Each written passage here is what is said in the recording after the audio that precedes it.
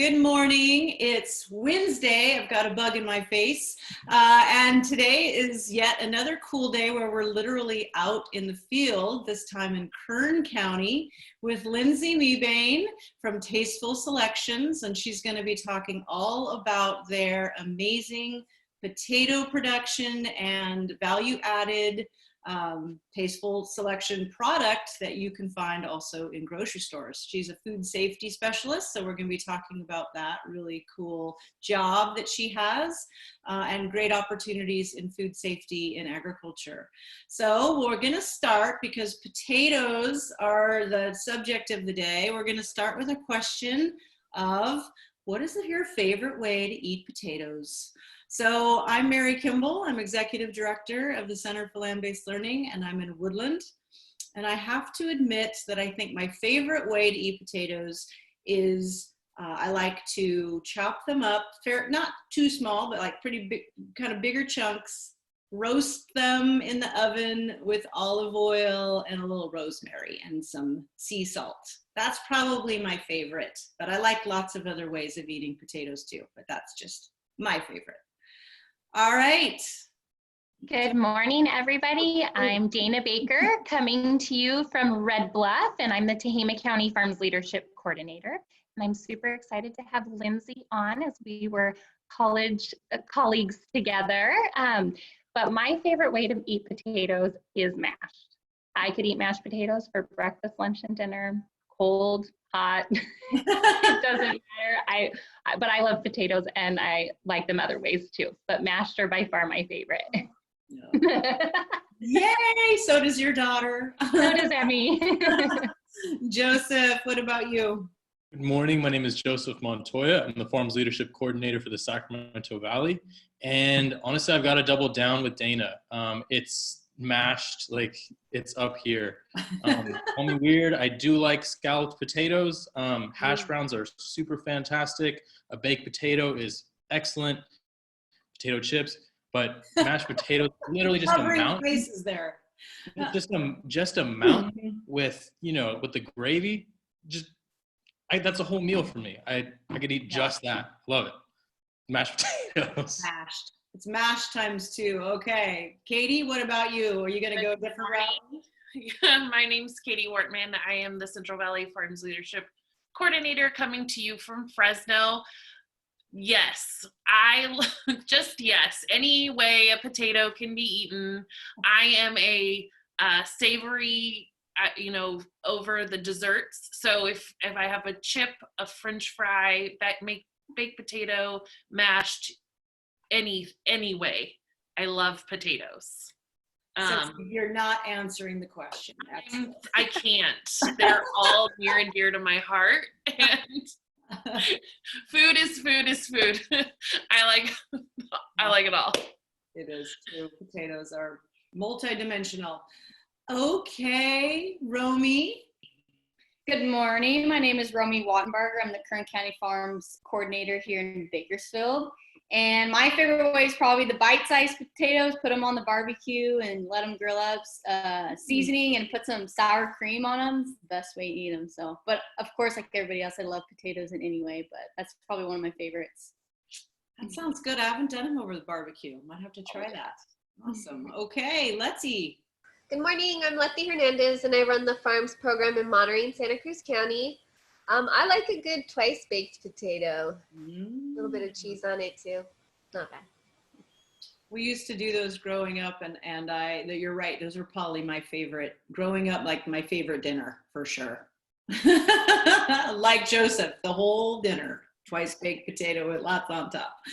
All right, Lindsey, you're up, and I'm going to do a quick intro of you and then have you introduce yourself, of course. So like I said, Lindsey Mebane is the Food Safety Manager for Tasteful Selections down in Kern County. Are you out of Bakersfield specifically, Lindsey? Our facility's in Arvin. Arvin, that's right. Bakersfield's the closest big town. Arvin Bakerfield, that's right. Okay, and she is a wonderful colleague from, as you've heard already, lots of different of our staff know her from college and otherwise, and she's also the president of the Kern County Young Farmers and Ranchers, which we'll talk a little bit, have her talk a little bit about in today. But please go ahead and introduce yourself, Lindsey. It's great to have you on, and thanks for doing something different and being out in the field so we could see those potatoes growing. Yeah, I appreciate the opportunity here.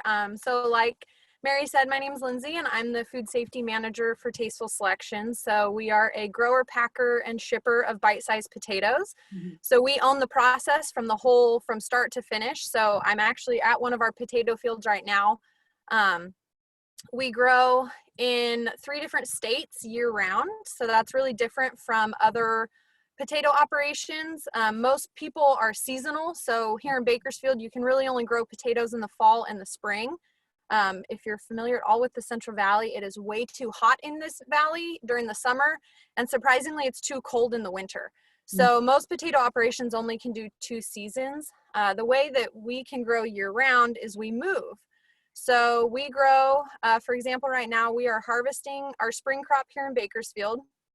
We just finished planting summer crops in Rachel, Nevada, Tonopah, Nevada, Dyer, Nevada, and we're currently in Winnemucca, Nevada.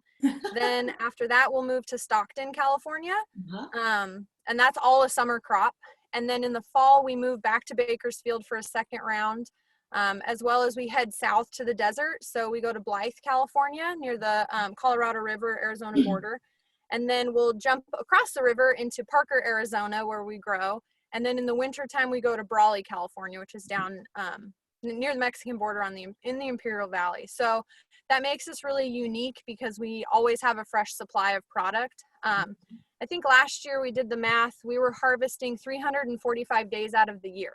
So our planting and harvesting crews, they move a lot and they work a lot, but they also have a job every single day.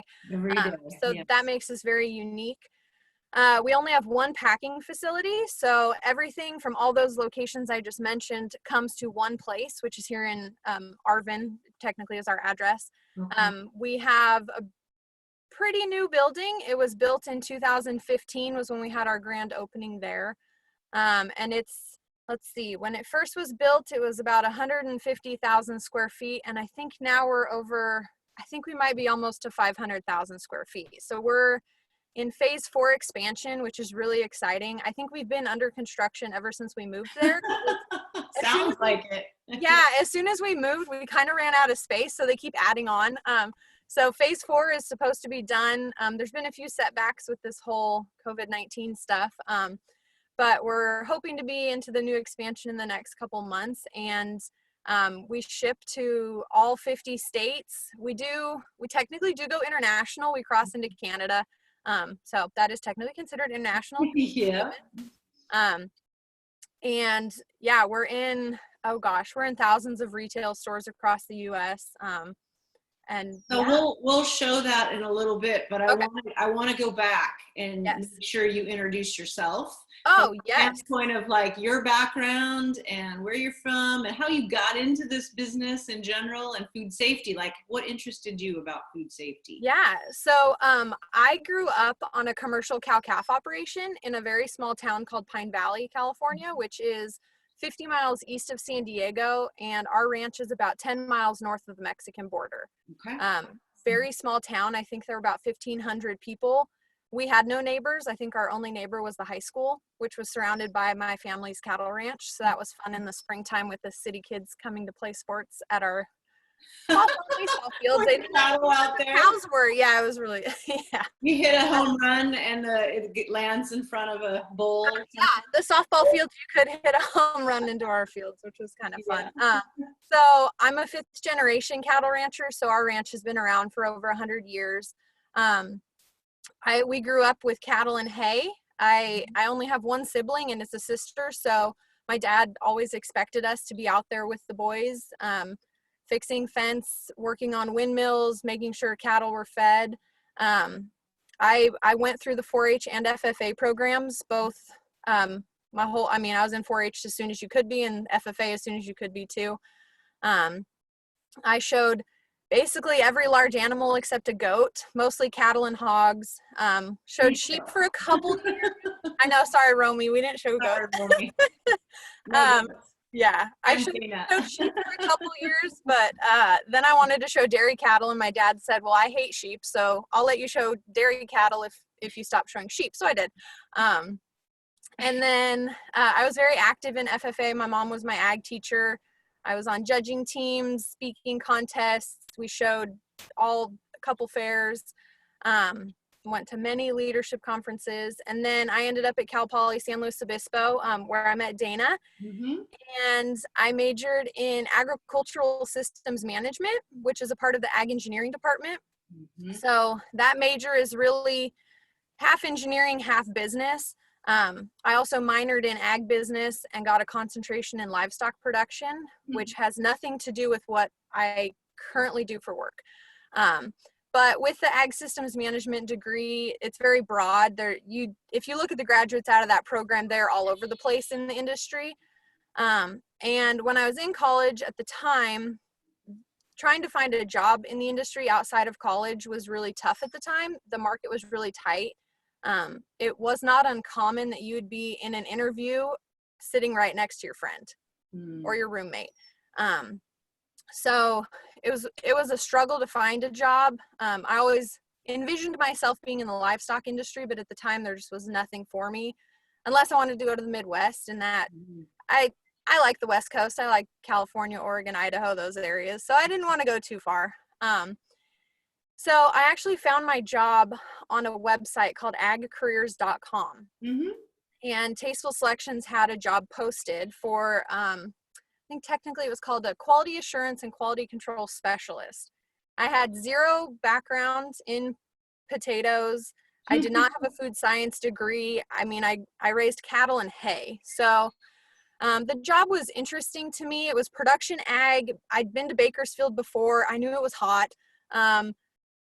It seemed something up my alley. It looked like they needed a really organized person that loved farming, and they farmed all the time. So I applied for the job. I had a phone interview. That was my first experience in phone interviews. Now I'm a pro, I feel like, but and then about a week later, they had me come over for an in-person interview. And at that time, Tasteful Selections was renting a facility in Bakersfield. So it was up on the north side of town. And they weren't even really packing. I mean, they were packing everything into 50-pound boxes, just bulk. No bags, no nothing. And it just seemed like a company they were new, seemed ambitious, and it seemed like they knew what they were doing and they were going places. So I accepted my offer before I graduated, which was really comforting. To go into finals your last year in college and grad week, or that week of graduation, knowing that I had somewhere to go. Obviously I had a backup plan. The family ranch is always there, and I'd actually worked for the Forest Service as a dispatcher for a couple summers, so that was another backup plan, was to go be a dispatcher.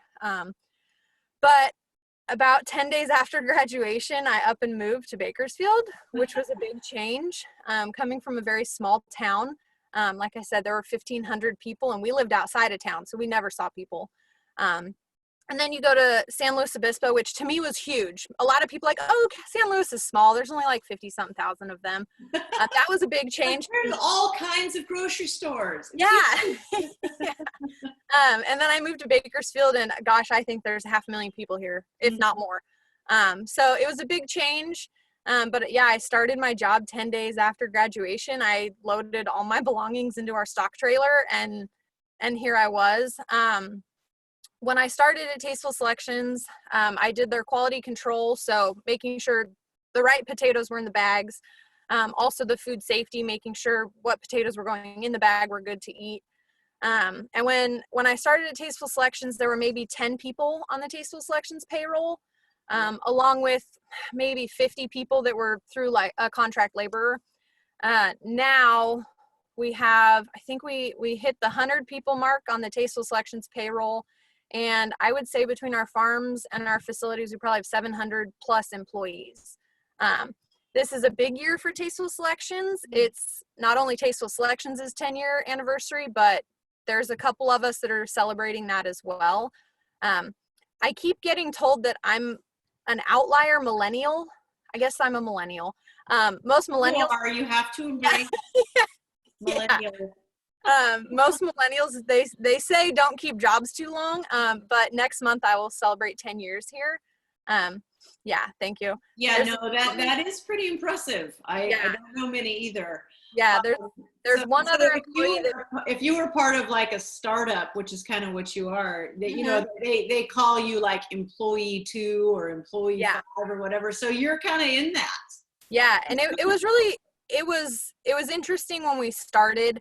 The first month I started was the first month that a retail bag went out the door. So an actual bag with a Tasteful Selections logo. Before that, they were basically shipping the potatoes in boxes to someone else, and that person was putting their name on the label. Yeah. So I commend our bosses, our owners, for that, because they saw a market and a niche and thought, well, we can make more money selling our bag in a 1.5 pound, you know, plastic bag versus selling it bulk in a 50-pound box for somebody else to take the glory. So this is a good time for Katie to share. We're going to do a share screen here, and we're going to so people can see what these bags look like. Yeah. And so when you go to the grocery store, or when you tell your mom or whoever is doing your grocery shopping, and yes, I buy those. Now that I see the label, I'm like, oh yeah, those are the ones I buy. So Tasteful Selections, you'll recognize, for folks who do go grocery shopping, you'll recognize their brand, their logo there, bite-sized potatoes. But they have, you know, those are whole potatoes, those ones that you were just showing, Katie. They're small, right? So these are, what are some of the different varieties we're looking at here? So we grow many colors of potatoes. So we grow yellow, red, purple, and white round potatoes. And then we also grow yellow, purple, and red fingerling potatoes, which I've bought the best way to describe those is they kind of look like fat fingers. And you go into a grocery store and you see apples. There's 8 different red apples. Potatoes are the exact same way. We grow multiple varieties of the same colors. And we have a whole variety development team. So it's not. Stop right there, Katie. It's not as simple as you think, or as people might think. So if we think there's a variety out there that's the best, our team will put it into a trial. It has to be in a trial and prove itself for 5 years before it can actually be put into commercial production for us. So we have an entire team that's out there trying to find the latest and greatest potatoes, you know, the ones that taste the best, look the prettiest, that will last in storage or on your shelf. They won't get beat up or damaged by disease. Oh yeah, I see down there, established 2010. So yeah, like you said that 5 or 10 years. So I was looking at some of this that we were just scrolling through, and it says they're washed already. So I was thinking about your food safety role. So I'm sure that this has really evolved with you, you know, as you've been there the 10 years, from going, like you said, to the big boxes to the individual, and then also as food safety regulations have changed in that 10 years. So here, you know, you can see it's pre-washed. There's no need to so what are some of the things that you make sure of from a food safety perspective? What are you monitoring? What are you tracking?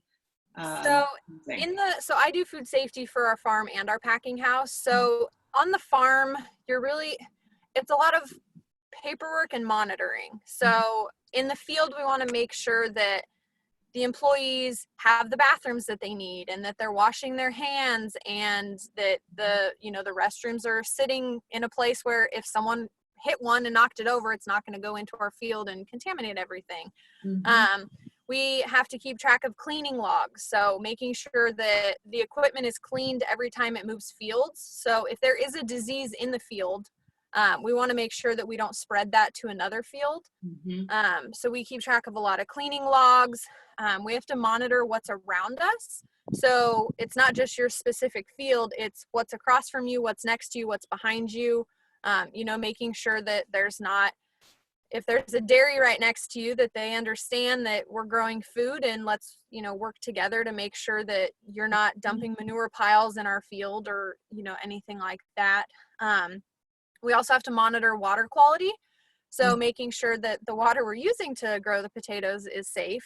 And then we have to track, our harvest teams, making sure they're cleaning their equipment, that they're, following the rules, washing their hands. People aren't eating in the middle of the field and throwing their trash everywhere.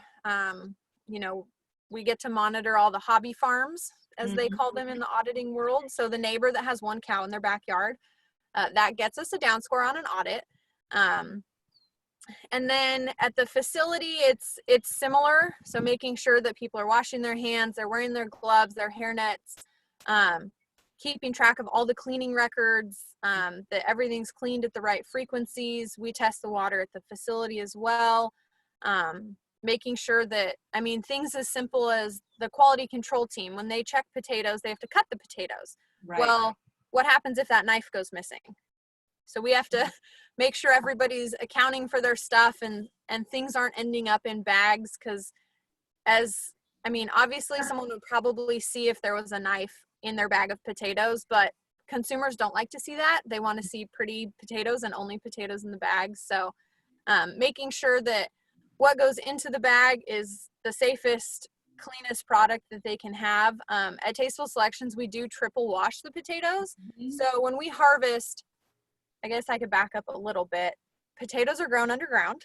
Yeah, why don't we, Katie, we can go back to seeing Lindsey. So we can see her in the field. Yeah. So when you grow potatoes, a seed potato is a potato.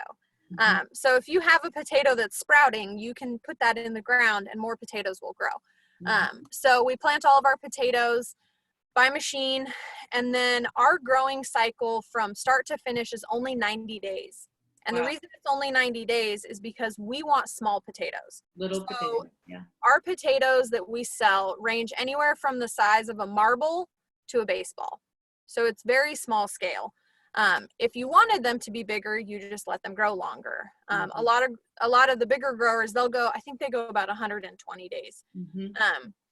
So we only go 90. So it's a really fast process, which makes my job challenging. So when we're growing in 4 places in Nevada and Stockton, I have to get to all of those to do internal inspections and real inspections before they get the potatoes out of the ground. So that's always fun. The summertime, I'm usually gone quite a bit. So when we harvest, we dig the potatoes up out of the ground, and they're dirty. Obviously, they're coming out of the ground. And then they go to our packing facility where we sort them by size. So for Tasteful Selections, they really pride themselves in consistent sizing. So you imagine if you buy a bag of potatoes in the store, and one potato in the bag is the size of a marble, and another potato is the size of a baseball, those obviously are not going to grow or cook at the same time. Yep. So the small potato is probably going to be soggy, and the big potato is probably still raw. So we size everything as soon as it gets to the packing house, and then we store everything in white, we call them fruit crate bins. They're big 1,000-pound white plastic bins. And then we will go into storage. So depending on the outside temperature, we usually start at 55 degrees. So we put our potatoes into what we call a pre-cooler. And our pre-coolers can fit anywhere from 1,000 to, I think, 2,000 bins, depending on the room. So we'll fill the room, and then as soon as the room is full, they shut the doors, and then they start bringing the temperature down. And our ideal storage temperature for potatoes is 38 degrees. Oh, wow. Yeah, with 95 to 99% humidity. So we need those rooms to have a lot of moisture, because potatoes are 80% water. So if it's too dry in the rooms, the potatoes start to shrivel up. So you'll probably see that in the store sometimes. If the potatoes have been sitting too long, they start wrinkling and they're kind of squishy, and that's not ideal. And we also, the lights are off. So none of our storage rooms are lit. All the lights are turned off. And the reason for that is that light turns potatoes green. So if you're in the store and you find a bag and the potatoes are green, just get a bag underneath, because that one's probably been sitting on top in the light too long. And I don't know the specific science behind it because I do not have a degree in food science, but there's something to do with the light that messes with the physical chemistry of the skin that actually turns it green. Yeah. It's chlorophyll production, basically. Yeah. Literally like trying to grow. Yeah. Starting its process of growing like that. And that's why, like you said, if you keep them too long, like have a tendency, they start to put their little shoots out of their eyes. Yep. And that's what they're doing. If they have that light, obviously, and the right temperature, then they'll start trying to grow again. Yeah. Yeah. And then when we store everything dirty. So as soon as you introduce water into the process, you introduce more chance for bacteria. Mm-hmm. So we store everything dirty, and the potatoes do not get washed until it's time for an order. And we do triple wash them. So they actually go through a 3-step wash cycle. It takes 3 washes because, again, potatoes are filthy. So to get them nice and clean and shiny. Mm-hmm. So that's why you'll see that on the bags, is it advertises that we triple. And then like you said, you don't have to wash them when you get them home too. I think a lot of people don't realize the amount of washing that certain products go through already, and they think they have to wash everything. And this is a perfect example of why. And like you said, you wash something, you add water, you can add bacteria. Mm-hmm. So you can possibly cause more problems. Yep. So there's a couple of questions here. Oh, good. So Mia Robertson, one of the questions she asked has already been answered. She asked about why they are so small. Oh, okay. But so I think you answered that one. That's because they're still young, right? So they harvest them for their product when they're younger. But why don't you?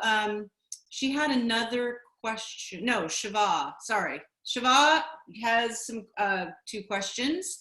So why don't we unmute her and go ahead? Oh, she says that's right. Her throat hurts. Okay. So I'm going to ask her questions for her. She's, by the way, Lindsay, she's from Sacramento.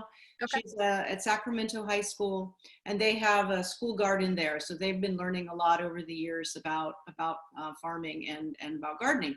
Okay. So she says, do you have only potatoes? And do you get tired of eating or being around potatoes? So we actually do not only grow potatoes. In Bakersfield, we grow in all the areas, we grow rotational crops. So rotational crops are really critical for our crop. You don't want to plant potatoes on potatoes on potatoes. You need to give the soil time to recuperate and get different nutrients back in the ground.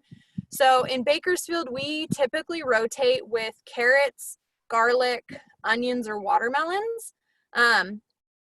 All of those, with the exception of garlic, are a very similar crop cycle. They're usually 90 to 120 days.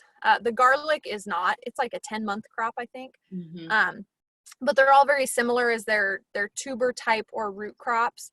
In our other growing areas, we'll typically rotate with like a winter wheat or a triticale hay or teff grass hay. We don't typically leave them fallow, meaning nothing.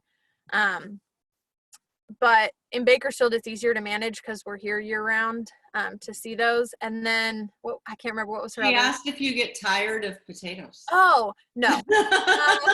Eating I don't eat around them. No, I don't eat them every day, but no, I have yet to get tired of them. It is nice though when I do want potatoes, I don't have to go buy them. I can just walk out and grab a bag. And our company's really good about during the holidays, they make sure that everybody has a bag of potatoes for Thanksgiving and Christmas. I mean, all the employees, all 700 plus of us, everybody gets a bag of potatoes or that. So no, I have yet to get tired of them.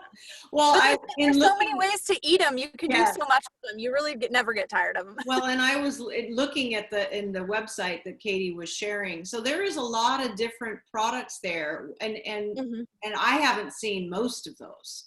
So that's actually, it was really interesting to see all of the different kinds of bagged products. Yeah. So kind of tell us who some of your biggest buyers are. Is it mostly is all grocery stores then? And right now it is most. With COVID-19, mostly I would assume retail. things are going pretty well in terms of sales because of the Mhm. amount of people buying in grocery stores. Yeah, so we are mostly retail, which would mean going to a grocery store. The biggest store, the students are all in California, right? Yeah. Okay. So the stores you would most likely see us in would be Costco, Sam's Club, Walmart. We're in a lot of stores, but in a private label. So Albertsons and Vons and Safeway, we are in there, but we're in their label. So it would say like Safeway Signature Farms. We're in Target. Let me see what other store. Whole Foods. I don't know. We don't have a Whole Foods here, so I don't know where those are. Most every retailer you can think of, we're probably in. Okay. And I think we have over 200 different SKUs, so different item types. So some of our bags will just have yellow potatoes or purple potatoes. Some will have two colors. So they'll be, in Costco, for instance, we have, I think we call it a sunburst blend. So it's red and yellow in the same bag. We also have 3 color mixes. So there'll be reds, yellows, and purples. One item we have, which is fairly new, is it's a tray. And you probably saw it on the website. And we have those in Walmart for sure, I know. So what it is a microwavable tray, and the potatoes are inside, and it's sealed. And then on top of the tray, there's a seasoning packet glued or taped to it. And what you do is you take the tray, you take the seasoning packet off, and you just set the tray in the microwave for 5.5 minutes. And then as soon as it's done, you add either olive oil or butter, and then you sprinkle the seasoning on there. And then within 5.5 minutes, you have a ready-made side dish. So they've really tried to go for the convenience. So most of the students on this probably don't know this, but back in the day, a lot of households, the women stayed at home. That was their job. And there are lots of those still today, but women didn't really work as much. They worked at home. And so they had a lot more time. Well, nowadays, everybody has to work, really. I mean, a lot of people are working. So the reason we try and have it so convenient is you might not have 4 hours to cook dinner. You might only have 30 minutes. So trying to find potato products that cook fast and easy for the everyday person is really what we go for, because they are nutritious. I mean, they're good for you to eat. But sometimes you don't have 2 hours to well, and going back to Shiva's question about why they're so small, and you brought it up too, like from a convenience perspective, it's going to take a lot less time to cook a little potato than those big boys, those big honkers from Idaho. Yes. Very good. So I've got one more question here from Shiva, and we want to make sure to let you have an opportunity, Lindsey, to talk about young farmers and ranchers too. Okay. So she was asking if you've gone through any prejudice in your line of work, and do you have family? I'm assuming she's meaning if you have children, and how do you balance? There's always that, because you're talking about how much you work and how much you travel, and so she was asking about that balance of family and potatoes, because that's she's hearing potatoes loud and clear. As far as the prejudice, I have not experienced that. I guess there's multiple ways you could take that. Being a woman in a very highly male dominant industry has not stopped me at all. Like I said in the beginning, I grew up on a cattle ranch, and we were expected to do the same work. My dad only had 2 daughters. Well, somebody's got to fix the fence. So I was always taught that it didn't matter who you were or what you were, you can do the job. And this industry is very supportive of that. My bosses are very supportive of all of us, making sure we have the right leadership training and we're going places. I did get asked once before if I got discriminated against because I don't speak Spanish. No, I do not. I do not speak Spanish, and nobody hates me for that. I'm trying to learn it because it would be a lot easier to talk to people that don't speak English. But no, I really haven't seen it. Tasteful Selections is really good about, if you're the right person and you have a work ethic, we don't care what you look like, who you are, as long as you're here to work and help us put out a great product, we want you. As far as the work-life balance, I do not have children. I do have a husband, but he also works in this industry. We are a part of the cattle industry as well. And my husband's family owns a livestock sale yard. So they auction cattle every Monday. And then we own our own cattle. So the balance is different because we are both very busy. For instance, the past 2 mornings and the rest of this week, he leaves our house at 3 a.m. because they're shipping calves. And so we make time when we can because we're home for dinner every night. When I do travel, I mean, he travels too for work. So we've made it work. We've been married a couple years and it hasn't been too big of a problem, but we're both very busy. So it makes it work for us. Obviously having children in the mix would probably change that a little, but you adapt and keep going. I mean, I don't imagine I'd be out of the ag industry if I had children because there's plenty of people that still do it. Now at Tasteful Selections, you can't bring your kids to work because that's a food safety violation, but we would find a way to make that balance. We could understand that, little kids and food safety, not a good combo. Yeah.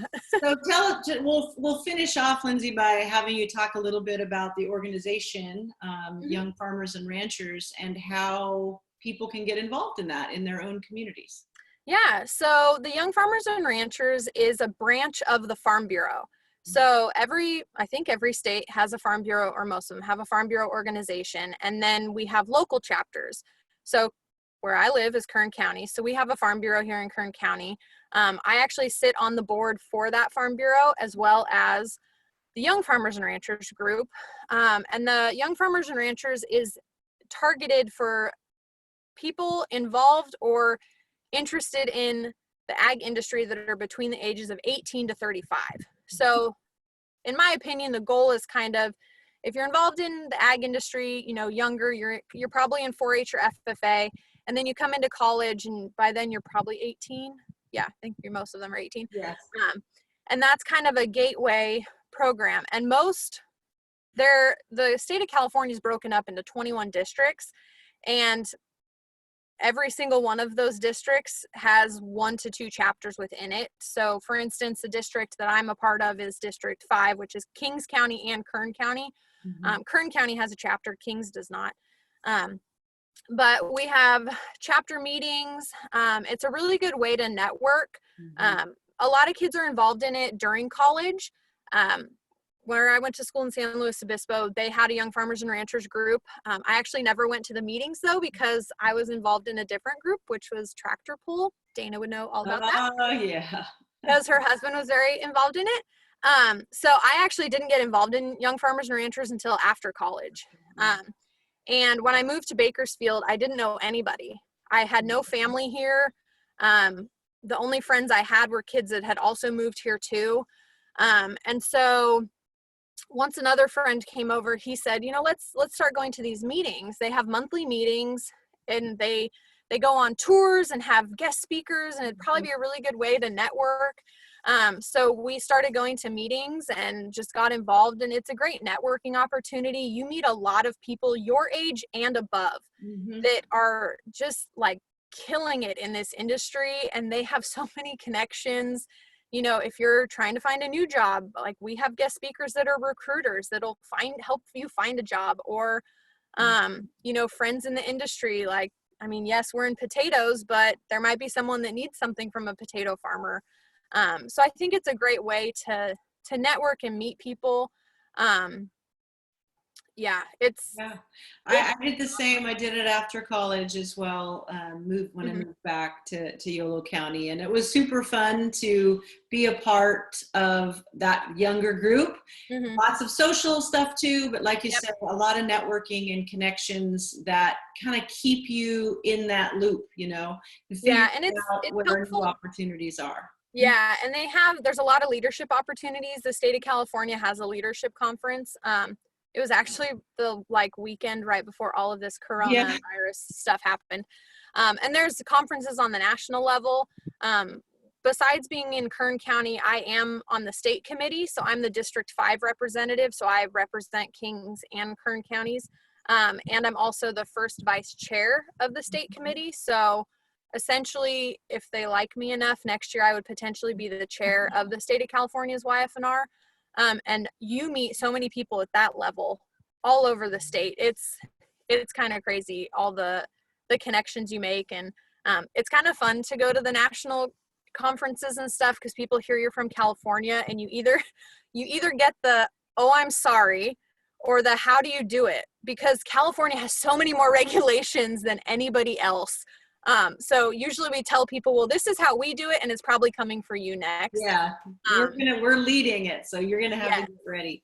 That's awesome. Thank you, Lindsey. And I really also, on behalf of the Center for Land-Based Learning, I really want to thank the Kern Young Farmers and Ranchers and the Kern Farm Bureau, because you guys have been supporters.